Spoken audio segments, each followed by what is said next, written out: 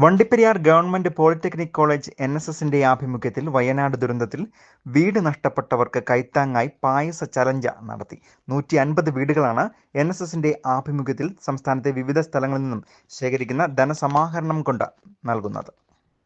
Rainbow news വാർത്തകൾ നിങ്ങൾക്കായി അവതരിപ്പിക്കുന്നത്.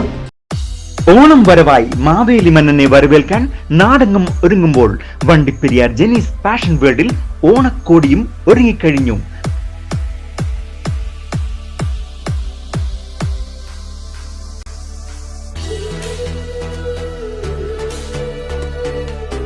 കുട്ടികൾക്കും മുതിർന്നവർക്കുമായുള്ള എല്ലാത്തരം തുണിത്തരങ്ങളും ഏറ്റവും വിലക്കുറവിൽ ഗുണനിലവാരത്തോടുകൂടി വിൽപ്പനയ്ക്കായി എത്തിച്ചിരിക്കുന്നു. വയനാടിന്റെ പുനർനിർമ്മാണത്തിന് വേണ്ടി നാഷണൽ സർവീസ് സ്കീം സംസ്ഥാനത്ത് നിർമ്മിക്കുന്ന 150 സ്നേഹ വീടുകളുടെ നിർമ്മാണത്തിന് ആവശ്യമായ ധനശേഖരണാർത്ഥം Vandiperiyar government polytechnic college NSS യൂണിറ്റിന്റെ നേതൃത്വത്തിൽ വണ്ടിപ്പെരിയാറിൽ പായസ ചലഞ്ച് നടത്തി. വണ്ടിപ്പെരിയാർ ഗ്രാമപഞ്ചായത്ത് വികസനകാര്യ standing committee chairperson Sheela Kulathinkal പായസ ചലഞ്ച് ഉദ്ഘാടനം ചെയ്തു. പ്രിൻസിപ്പൽ ഇൻചാർജ് ജോൺസൺ ആന്റണി കുട്ടികളുടെ പ്രയത്നത്തെക്കുറിച്ച് വിശദീകരിച്ചു.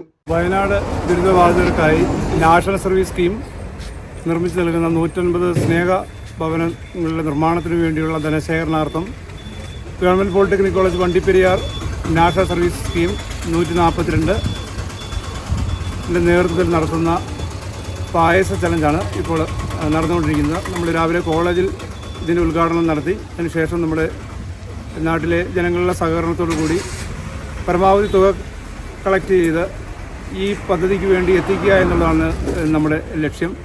NSS programme officer Irshad Khader, Anupama VL, Abhilash M, Elizabeth Pius, Abhinesh M എന്നിവർ പായസ ചലഞ്ചിന് നേതൃത്വം നൽകി. 50,000 രൂപയോളം സമാഹരിച്ചു നൽകാനാണ് NSS വണ്ടിപ്പെരിയാർ പോളിടെക്നിക് കോളേജ് യൂണിറ്റിന്റെ ഉദ്ദേശം. News bureau, Vandiperiyar.